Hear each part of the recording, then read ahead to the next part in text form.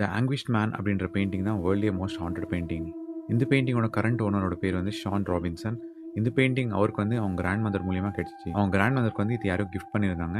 இது யார் வரைஞ்சாங்க அப்படின்றது யாருக்குமே தெரியாது. இந்த பெயிண்டிங் ஏன் அவ்வளோ ஹாண்டடாக இருக்குது அப்படின்னா, இதை வரைஞ்ச ஆர்டிஸ்ட் என்ன பண்ணியிருக்காங்கன்னா, ஆயில் பெயிண்டில் அவர் பிளட்டை மிக்ஸ் பண்ணி தான் இந்த பெயிண்டிங்கை வரைஞ்சிருக்காரு.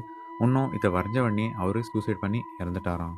இதை ஃபஸ்ட்டு வாலில் ஹேங் பண்ண ஷானோட கிராண்ட் மதருக்கு வந்து நிறைய ஹாண்டடான விஷயம் நடந்தாலும் அவங்க என்ன பண்ணியிருக்காங்கன்னா, இதை ஸ்டோர் ரூம்லேயே 30 இயர்ஸாக வச்சுருந்தாங்க. இன்னும் அவங்க கிராண்ட் சனுக்கும் இதை வெளியே எடுத்துகிட்டு வராதுன்னு தான் சொல்லியிருந்தாங்க. ஆனால் ஷான் என்ன பண்ணான்னா, இதை எடுத்துகிட்டு வந்து அவங்க ஹாலில் மாட்டிருந்தாரு. அதுக்கப்புறம் இவங்க வீட்டில் நிறைய ஹாண்டடான விஷயங்கள் நடக்க ஸ்டார்ட் ஆச்சு. நைட் டைமில் யாரோ அழுகிற சத்தம் அப்புறம் கத்துற சத்தம்லாம் கேட்டிருக்கு. ஒரு கருப்பு உருவத்தையும் அவங்க வீட்டில் சுற்றுறதை பார்த்துருக்காங்க.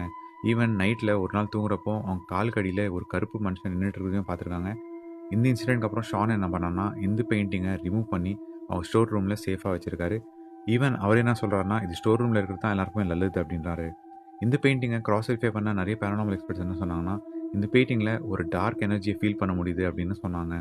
ஈவன் இந்த பெயிண்டிங்கை நீங்களும் ரொம்ப நேரம் ஒருத்து பார்த்தீங்கன்னா, உங்களாலேயும் ஒரு நெகட்டிவ் வைபை ஃபீல் பண்ண முடியும்.